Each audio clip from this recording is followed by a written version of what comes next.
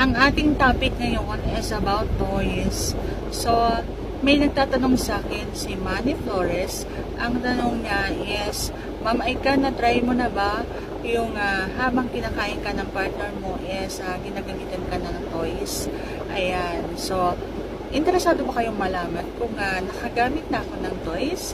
Kung interesado ka, please keep on watching. Pero bago yan, kung bago ka pa lang sa akin channel, please consider to like this video and subscribe my channel. Ang sagot ko po is hindi ko pa na-try. Totoo po yan, promise. So, parang gusto ko pero wala akong lakas ng loob umorder. So, ayun. Dati po kasi yung partner ko, pinapa-order ako ng ganyan. So, ayaw ko naman. Kasi, sabi ko nga, baka naman malaspag na diba? So, mahirap na. Nakakalaspag ba yun, guys?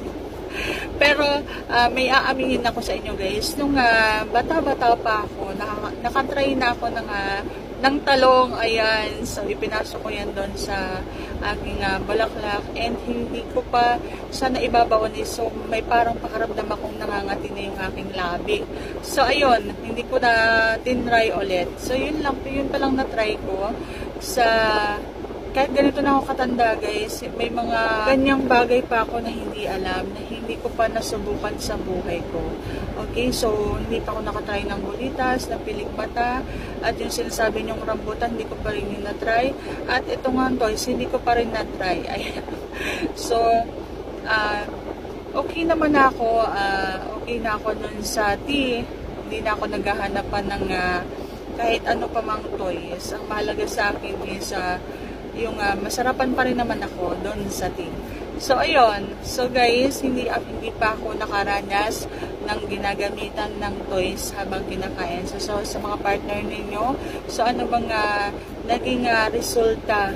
Hindi ba hindi ba na lost thread kakagamit nyo ng toys and then papasukan nyo din? And, anong tsura na? So, interesado ko malaman, guys. Leave your comment down below and anong mga pakaramdam nun. Okay?